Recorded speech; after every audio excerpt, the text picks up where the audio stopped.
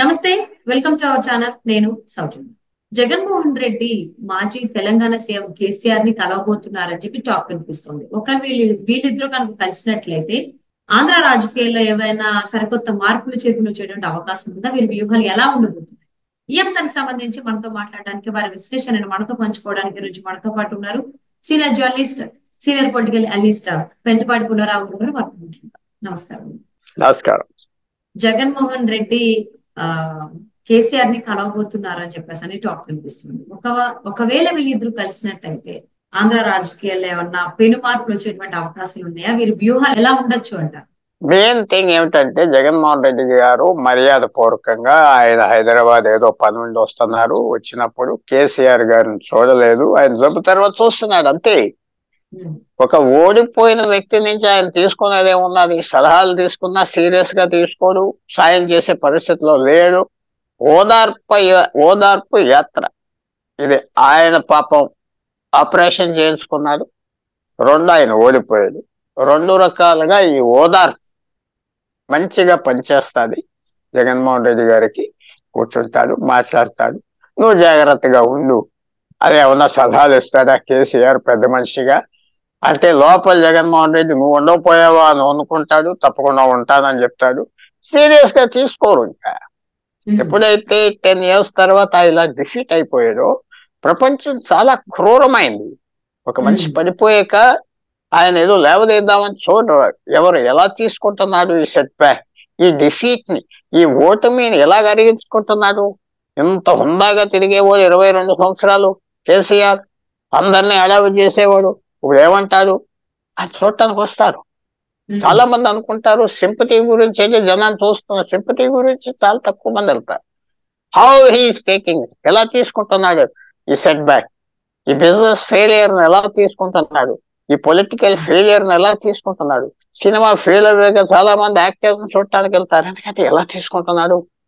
మొహంలో భయం ఉన్నదా లేకపోతే నార్మల్ గా ఉన్నదా? చాలా మంది చూస్తారు, క్యూరియాసిటీ అంతవరకే. కానీ ఒక కర్టెసీ కాల్, దానికంటే ఎక్కువ మనం ఆలోచిస్తాం. కష్టం. తర్వాత కేసీఆర్ కి ఒక టైంలో మంచి పేరు నేషనల్ గా వచ్చింది. బీఆర్ఎస్ పెట్టాక అన్ని తిరిగాడు, ఒక కొత్త విధానం తీసుకొస్తున్నాడు అని చాలా మంది ఆశించారు. ఎందుకంటే రైతు వర్గానికి కేసీఆర్ ఒక మంచి స్నేహితుడు. దేశం అంతా పేరు పాకి రైతులకి.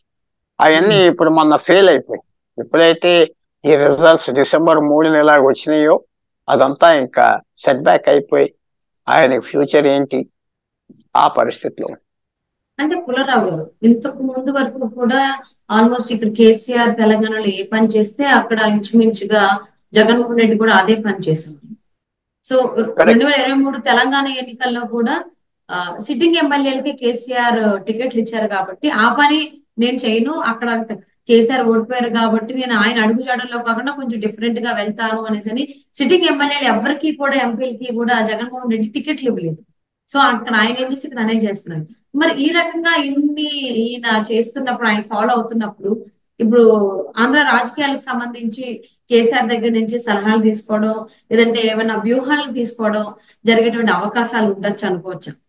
అస్సలు తీసుకోడు. ఎందుకంటే కేసీఆర్ కూడా ప్రశాంత్ కిషోర్ గారు కాబట్టి వద్దంటారా? ప్రశాంత్ కిషోర్ వదిలేశాడు కదా జగన్మోహన్ రెడ్డిని. ప్రశాంత్ కిషోర్ ఇప్పుడు చంద్రబాబు నాయుడుతో కూర్చున్నది కదా.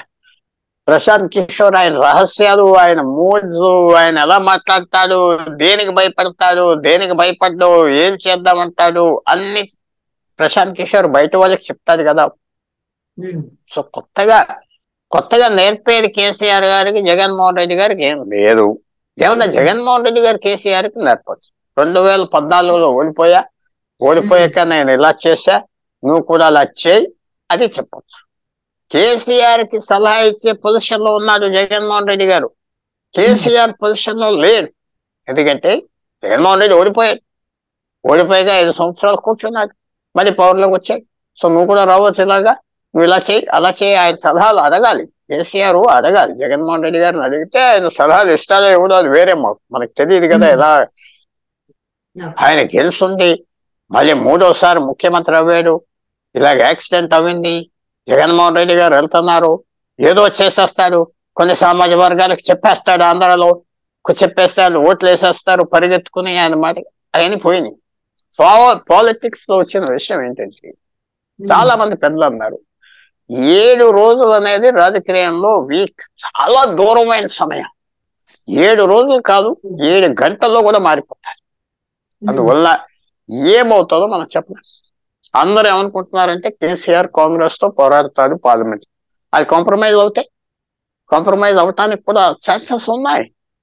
ఢిల్లీ నుంచి వార్తలు వస్తున్నాయి, మనం కలిసి పనిచేద్దాం, బీజేపీని అడ్డుకొడదాం వస్తే మమతా బెనర్జీ, అఖిలేష్ యాదవ్, కేజ్రీవాల్, తేజస్వి యాదవ్, నితీష్ కుమార్, శరద్ పవార్, ఉద్ధవ్ ఠాకరే అందరూ కేసీఆర్ అంటే మంచి సింపతి ఉన్నది, చాలా సింపతి ఉన్నది. అందువల్ల ఏం జరుగుతుందో మనం చెప్పలేం. ప్రస్తుతం ఈయన సింపుల్ గా విజిట్కి వెళ్తున్నాడు. లోపల ఆనందం ఉంటుందా ఓడిపోయేదని, లోపల విచారం ఉంటుందా అది మనం చెప్పాలి. తప్పకుండా కేసీఆర్ గారు కంటిన్యూగా 2 సార్లు గెలవడం జరిగింది, 3సారి గెలవకపోయినా.